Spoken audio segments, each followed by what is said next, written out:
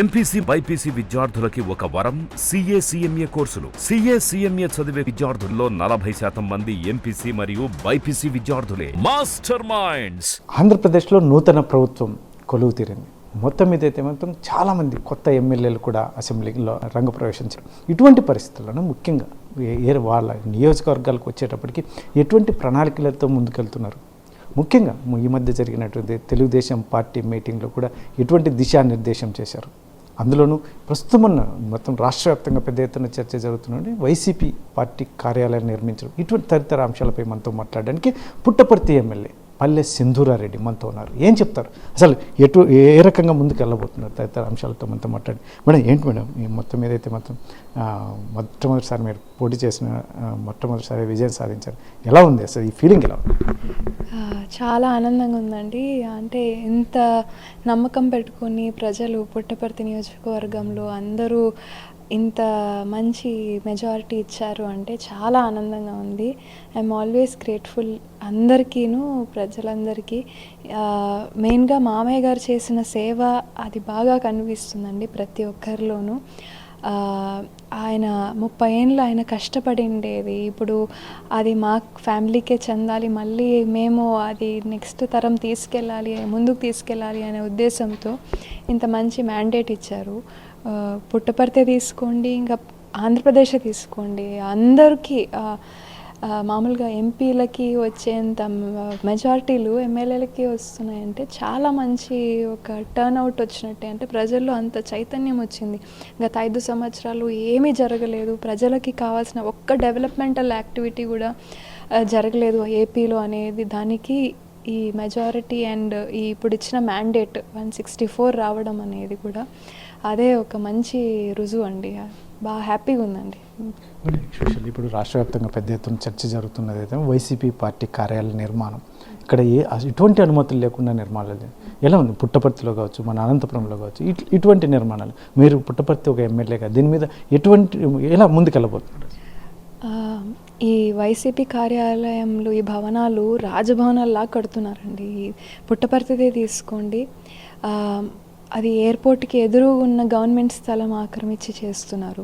మామూలుగా చిన్న భవనం కడితేనే పుడా కానివ్వండి, మున్సిపాలిటీ కానివ్వండి, చాలా షరతులు పెడతారు.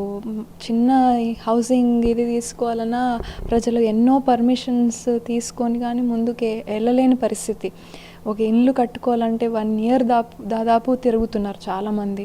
అలాంటి పరిస్థితిలో ఇంత పెద్ద రాజభవనం, అది ఎయిర్పోర్ట్కి ఎదురు ఉండే స్థలం, అది ఎలా ఒప్పుకున్నారో ఇప్పటికీ అది ఎలా అది కొనసాగించారో అది అస్సలు అర్థం కావట్లేదు. ఆ స్థలం మీరు చూసుకుంటే మామూలుగా 200 crores వర్త్ స్థలం, 2 acres ఆఫ్ ల్యాండ్. ఎయిర్పోర్ట్కి అంత నియర్ ప్రాక్సిమిటీ ఉంది కాబట్టి అది అలాంటి స్థలానికి కూడా వీళ్ళు 1000 రూపాయలు ఎకరాకి ఇచ్చి మరి 33 ఏళ్ళు లీజ్ తీసుకోవడం అంటే అంతకంటే కరప్షన్ అనాలో అధికారం ఇట్లా చేసుకున్నారు అనాలో అర్థం కావడం లేదు. ఇంకా మామూలుగా ఎయిర్పోర్ట్కి పక్కన 5 meters హైట్ కంటే ఎక్కువ బిల్డింగ్స్ హైట్ వెళ్ళకూడదు. అలాంటి కన్స్ట్రక్షన్స్ పర్మిషన్స్లో కూడా వీళ్ళు దాదాపు 11 to 12 meters హైట్ ఉంది ఈ బిల్డింగ్. అది ఎలా పర్మిషన్ ఇచ్చారో అర్థం కావట్లేదు. ఇలా తీసుకుంటూ పోతే ఇది పుట్టపర్తే కాదు, మనం లిస్ట్ తీసుకుంటే మొన్న బయటపడిన లిస్టులో మెయిన్ ఊర్లలో అంతా కూడా ఇదే ప్లాన్తో కడుతున్నారు. ఏవి కూడా పర్మిషన్స్ లేవు.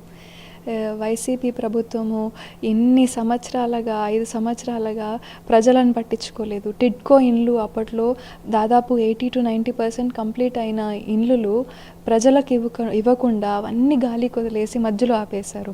జగనన్న ఇండ్లు అని చెప్పి తీసుకొచ్చారు, అవి కూడా అంత టోటల్ కన్స్ట్రక్షన్స్ కూడా సరిగ్గా జరుగుకోకుండా మధ్యలో ఆగిపోయింది. ఇంకా పుట్టపర్తి జిల్లా హెడ్ క్వార్టర్స్ అయింది. దీనికి కావాల్సిన 74 గవర్నమెంట్ కార్యాలయాలు రావాల్సిన అవసరం ఉంది. దానికి కూడా ఇప్పటిదాకా ఒక్క శంకుస్థాపన చేయలేదు వాళ్ళు. ఇవన్నీ ఒక వైపు అయితే ఇలాంటి ఒక బిల్డింగ్కి వాళ్ళు ఇంత ముందు తీసుకెళ్ళడం, అది పర్మిషన్స్ లేకపోవడం అంటే ఇది లిటరలీ కరప్షన్కి ఒక మారు పేరని చెప్పాలి మనం. ముఖ్యంగా ఇటువంటి బిల్డింగ్స్, ఈ కన్స్ట్రక్షన్ చేసినటువంటి బిల్డింగ్స్ చాలా చోట్ల డిస్కషన్ అయితే మాత్రం డెమాలిష్ చేస్తారని ఒకవైపు, మరోవైపు ఇది ప్రభుత్వ కార్యాలయాలకు ఉపయోగిస్తారని మరోవైపు. ఇది మీకు ఏమన్నా పార్టీ పరంగా కానీ ఏదైనా ఇండికేషన్స్ ఉన్నాయా ఈ ప్రభుత్వ కార్యాలయాలకు ఏమైనా వినియోగించే అవకాశం ఉందా? కూలగొట్టడం అనేది ఇది కూడా hard earn money of the గవర్నమెంటే, ఇది కూడా ప్రజల సొమ్ము. ఇది ఇలాంటి దాన్ని రాగానే వైసీపీ ప్రభుత్వం వచ్చి ప్రజావేదికను కూల్చేసినట్టు మనం అలాంటివి చేయకూడదండి. దీనిని ఖచ్చితంగా ఏదైనా గవర్నమెంట్ ప్రభుత్వ ఆఫీసులకి వాడుకుంటే చాలా మంచిది. ఖచ్చితంగా టీడీపీ హెడ్స్ అందరూ అలా మంచి ఆలోచన తీసుకుంటారన్న నమ్మకం అయితే నాకు ఉందండి. Master minds, the pride of India. Inter, MPC, BiPC, MEC, CEC చదివిన విద్యార్థులకు సిఏ మరియు సిఎంఏ ఫౌండేషన్ కొరకు నూతన బ్యాచెస్ ప్రారంభం. ఇప్పుడున్న పరిస్థితుల్లో అన్ని నియోజకవర్గాల్లో అవినీతి అనేది హెచ్చుమీరింది గత గవర్నమెంట్లోనే ఒకవైపు చెప్తూనే, ప్రస్తుతం మీ ప్రభుత్వంలో ఉన్నటువంటి మంత్రులు ఛార్జ్ తీసుకుంటున్న సమయంలో కూడా వీరి అవగాహన, వీరి మొత్తం మీద అయితే వీరి అవినీతికి హద్దుపద్దు లేకుండా పోయింది అని చెప్పేసి చెప్తున్నటువంటి దీని మీద మీరు ఒక ఎమ్మెల్యేగా, పుట్టపర్తి ఎమ్మెల్యేగా ఎలా ముందుకెళ్ళబోతున్నారు మీ నియోజకవర్గం? ఛార్జ్ తీసుకొని కొద్ది రోజులే అయింది, కానీ ప్రతి ఒక్కరూ వాళ్ళ డిపార్ట్మెంట్స్ ఫైల్ అని తీస్తూ ఉంటే ప్రతి దాంట్లోనూ ఇవి బయటపడుతూనే ఉన్నాయి. మనకి రోజు ఒక న్యూస్ వస్తూనే ఉంది.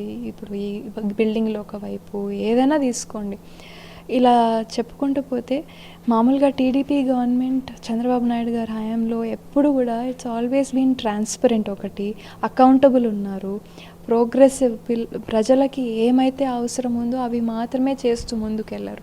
కానీ గత 5 సంవత్సరాలు మనం తీసుకుంటే ఏ ఫీల్డ్ అన్నా తీసుకోండి, ఎవరూ సంతోషంగా లేరు. ఏ దాంట్లోనూ తీసుకోండి, ప్రజలకి చేరు అయింది అని చెప్పి వాళ్ళు చెప్పుకున్న ఆ నవరత్నాలు తీసుకోండి, ఏవి కూడా వాళ్ళకి సరిగ్గా అందింది లేదు.